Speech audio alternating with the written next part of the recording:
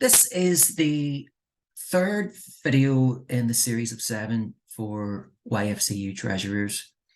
And this is perhaps the most important of all the videos, because this is where we're going to have a look at the input tab and how to enter your transactions onto the spreadsheet.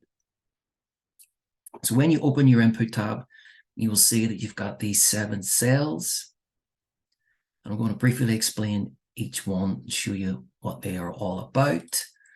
So when we click into this first one, it brings you a drop-down menu.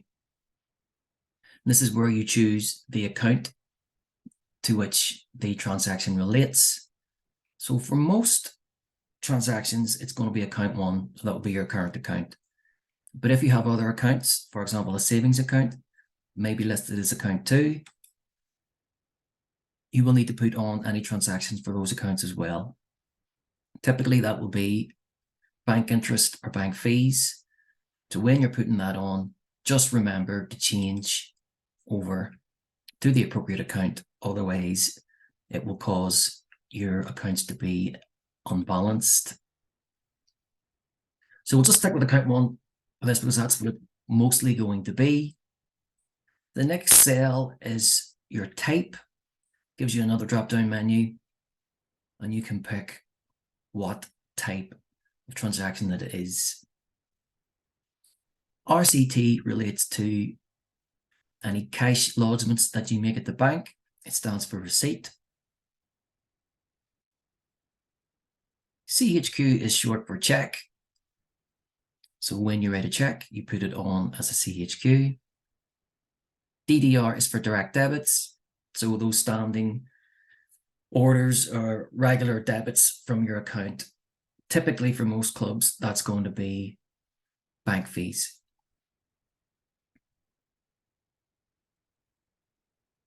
CSH is cash and only relates to transactions that you are making in and out of your petty cash.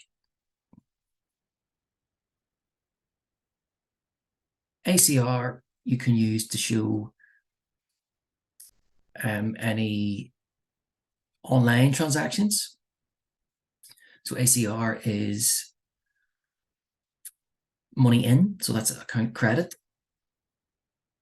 And ADR is money out, direct debits. OCR and ODR you will never use because that is the opening balance and will already be populated for you. If you get stuck and you're not sure which one you're supposed to use, you can either pop it in an email to me and I will help you out, or you can nip into your notes tab and you can see a wee explanation of each of the types, as well as an explanation of each of the other 7 tabs. So just going back to this one, let's say I have written a check and I need to put that onto the system. So account 1, CHQ, the date that I have written the check. So always include the date that appears on the check stub. Don't wait for the check to appear in the bank statement. It won't work that way. Always use the date that you have written the check. So let's say I have written a check to pay for Club Tops for the year. In the reference tab, I will always put the 6-digit check number. You can find that on the checkbook. The code will give you another drop-down menu. And you'll find a list of transaction examples for money in. And then halfway down, they change to money out. More or less the same ones, only this time money out. And because I have written a check, it's going to be money out. And you can see there is one for Club Tops. Put in your amount. And the last thing you do is click on this commit button.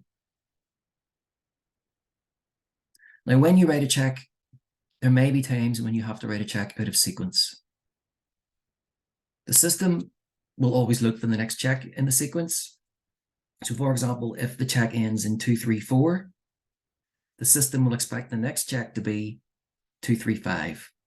If it's not, it will just prompt you to make sure that you've got the check number right.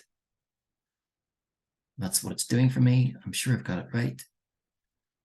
And you can see movement successfully posted. And if I go through to the cash book, you can see that has now automatically appeared there. If I collect membership money at a club meeting, and then I go to the bank the next night or the night after to lodge that, we're going to show that as an RCT, a receipt. So all cash lodgements into your bank account will show as RCT. The details box is free text. You can put whatever you want in there, but you must put something in. You don't have to put in a reference for a lodgement. The only time you have to put in a reference is if it is a check, but some treasurers will put in the 6-digit lodgement number here as well. It's up to you. The code, you can see there we have one there. Income from subs.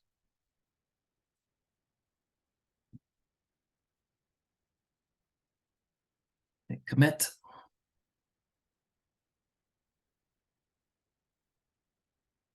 And you can see that it has successfully pulled through.